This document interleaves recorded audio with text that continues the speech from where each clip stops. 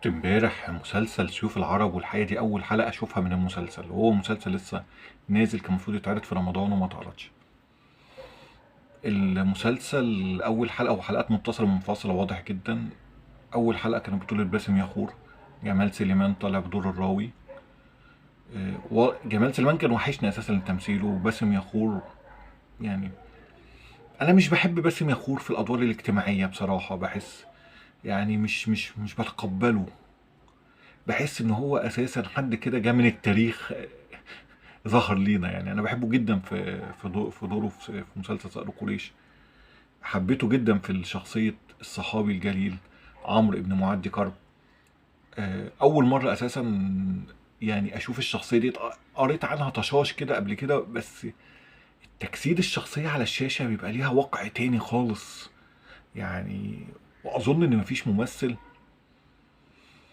يعني مثلا في العالم العربي كله ممكن يأدي الشخصية ديت احسن من باسم ياخور. مش يعني قاعد افكر يمين شمال، لا لا، هو اقرب واحد شكلا وجوهرا وصوتا واحساسا باسم ياخور.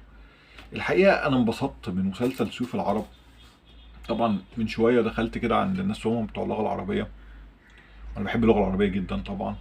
فلقيت في تعليقات في اخطاء في اللغه العربيه، انا بصراحه ما اخدتش بالي منها في الحلقه بتاعت المسلسل، اخطاء بسيطه يعني. المسلسل بيحكي قصص متصله منفصله متخصصه بالسيوف. يعني بيحكي قصة حياة سيف والفارس اللي كان عليه. فكان أول حلقة عن عمرو بن معدي كرب، وهو كان بطل في الجاهلية أيام عنتر بن شداد بقى والجو دوت، مرورا بالدولة الإسلامية، مرورا بالخلافة الراشدة. وكان استشهد، يعني كان له دور بارز في القادسية، واستشهد بعد كده في معركة نهاوند. فهو بطل عربي من اليمن. ويمكن ده سبب من الاسباب اللي هو مش مخليه مشهور جدا، ان هو ما كانش يعني، هو كان صحابي جليل بس ما كانش عايش في الجزيره العربيه، ما كانش عايش مثلا في الحجاز. فما فيش عنه اخبار كتيره جدا، يعني اخباره قليله جدا.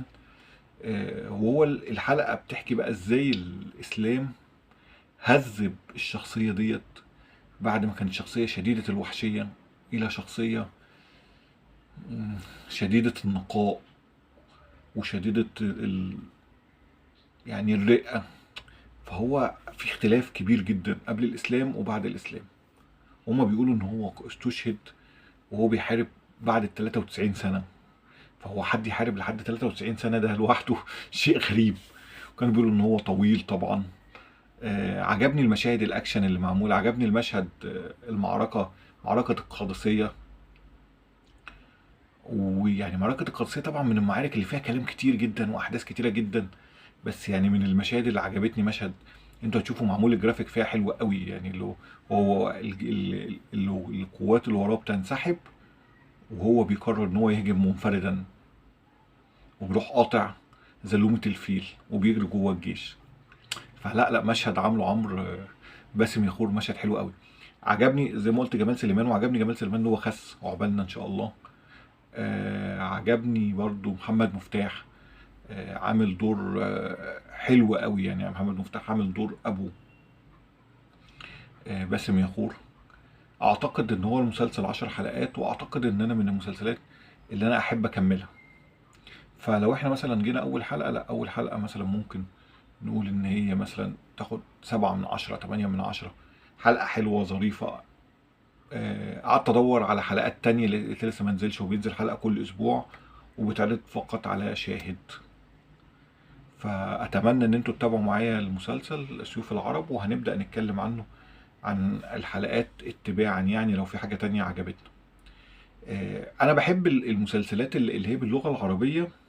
اول حاجة عشان دي لغتنا، فاحنا بنحاول ان احنا نحسن السمع والنطق. بحب القصص بتاعتها لانها بتبقى قصص مختلفة وفريدة عن قصص المسلسلات الدرامية العادية الاجتماعية. آه، ساعات انا بالنسبة لي بقى، عشان انا مهتم بالتاريخ، فهي بتفتح قدامي شخصيات مثلا. فببدأ مثلا ادخل اجيب مثلا كتب عنه، اجيب مثلا، انا شاعر قعدت اقرا امبارح مجموعة من اشعاره. فبتفتح قدامي حاجات انا ما كنتش اعرفها، الشخصيات اللي قابلها اللي قابلها، ايه موقفه من ده وموقفه من ده. بتلاقي الدنيا ايه بتتفتح معاك. فبتحب بتديني جرعة من الإحساس بالرغبة تاني والشغف شوية بالمعرفة التاريخية اللي الواحد بيفقدها مع الوقت. يعني أنا امبارح مثلا لقيت مثلا، أنا بدور طبعا هو حديث أكذوبة أو يعني أو موضوع، وباين جدا اللي هو موضوع، يعني مش محتاج يعني اللي احنا نقول موضوع أو مش موضوع. هم طبعا يعني عمرو بن عمرو كان قريب، كان هو بيقول لك ان ما بخشاش حد في الجزيره الا العبدان والسيدان، منهم العبدان عنتر. فبدور فلقيت ايه حديث يقول لك ان عنتر، ان سيدنا علي رضي الله عنه وارضاه كرم الله وجهه، يعني سيدنا علي بن ابي طالب راح قبر عنتر. قال له ايه؟ قال له ده طبعا يعني حديث موضوع مش حقيقي. قال له يا عنتر ايه، قوم حارب معايا، انا محتاجك في حرب. فعلي قال له فسيدنا علي قال له احنا هنحارب يا عنتر الكافرين. راح عنتر بن شداد مات قبل الاسلام تقريبا او في اول بعثه النبويه في ثالث سنه. قال له لا، احنا نحارب ايه، العالمين، لان قد توفى عنتر حاقد على العالمين، على الناس كلها، يعني كان مخنوق من الناس كلها.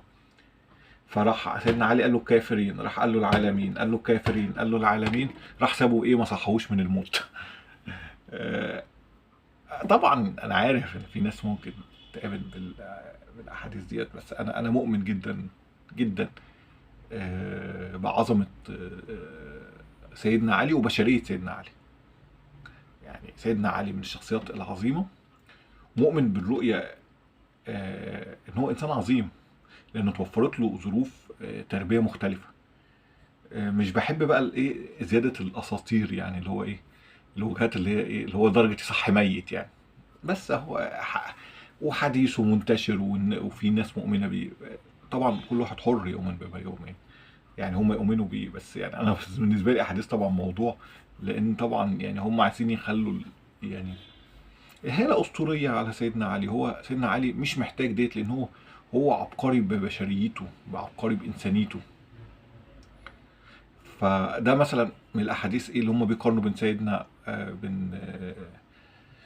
بيقارنوا بين عنتر وبين عمرو. ويقال ان هو عنتر، يعني عمرو قابل عنتر، يقال يعني، بس ما لقيتش عنها دليل. بس هما كانوا كشعراء يعني، وان هو عمرو من اليمن وعبس من الشمال مثلا، فكان بينهم يعني بينهم، او من الشرق عبس، مش فاكر بالظبط فين قبيلة عبس في الجزيرة العربية. بس كان في بينهم اشعار، وفي بينهم صراعات، وفي بينهم احاديث يعني راحة جاية، ممكن يكونوا اتقابلوا ما اتقابلوش، ما اعرفش يعني. فعجبني جدا المسلسل عجبني دور الراوي اللي عامله جمال سليمان، عجبني محمد مفتاح، الادوار البسيطه الصغيره. تقريبا كان في حد عامل سعد، سيدنا سعد ابن ابي وقاص، بس مش متذكر. تقريبا نضال نجم. هو كان دور صغير، لان سيدنا سعد بن ابي وقاص كان قاد المعركه القادسيه، وهو كان محموم. وهو طلب من سيدنا عمر رضي الله عنه ان هو يرسل له جيش او يرسل له مساعده.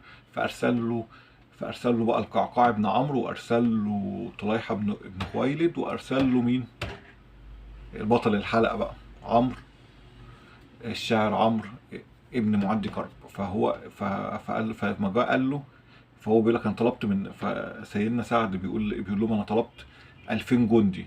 فراح عمرو قال له ايه هو اعتقد ان سيدنا عمر آه، يعني يحسبني ب1000 جندي، ويحسب